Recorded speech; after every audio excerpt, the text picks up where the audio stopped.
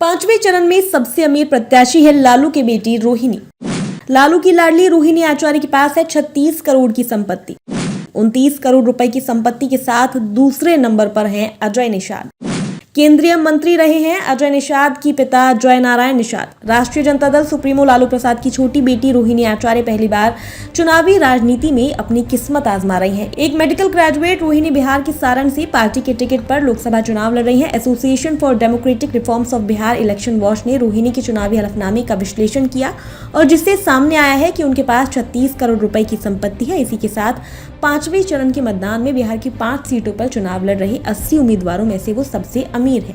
20 मई को लोकसभा चुनाव के 5वें चरण का मतदान होगा। एडीआर और बीईडब्ल्यू की ओर से रविवार को जारी एक रिपोर्ट के अनुसार मुजफ्फरपुर से कांग्रेस उम्मीदवार अजय निषाद 29 करोड़ रुपए की संपत्ति के साथ दूसरे नंबर पर है। उनके प्रतिद्वंदी भाजपा के डॉक्टर राजभूषण चौधरी 16 करोड़ की कुल संपत्ति के साथ तीसरे स्थान पर है। मुजफ्फरपुर से 2 बार सांसद रहे निषाद ने 2014 और 2019 का लोकसभा चुनाव बीजेपी के चुनाव चिन्ह पर जीता था। उनके पिता जय नारायण प्रसाद निषाद 5 बार सांसद और केंद्रीय मंत्री थे। रोहिणी के पास 25 करोड़ 76 लाख की अचल संपत्ति और 10 करोड़ 85 लाख की चल संपत्ति है। उन पर 1 करोड़ की देनदारी भी है, जबकि डॉक्टर चौधरी पर 5 करोड़ की देनदारी है। अपने पति समेत 6 करोड़ 77 लाख की कुल आय के साथ रोहिणी आयकर रिटर्न में घोषित सबसे ज्यादा कमाई वाले उम्मीदवारों की लिस्ट में भी टॉप पर है। रोहिणी ने फिस्कल ईयर 2022-23 के लिए अपने आईटीआर में अपनी आय का सोर्स किराए से और अपने पति या पत्नी की पेशेवर आय से दिखाया है।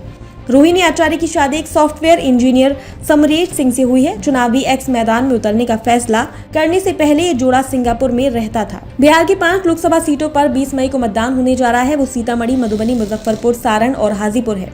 11 करोड़ रुपए के साथ आरजेडी के 4 उम्मीदवारों की प्रति उम्मीदवार औसत संपत्ति सबसे ज्यादा है।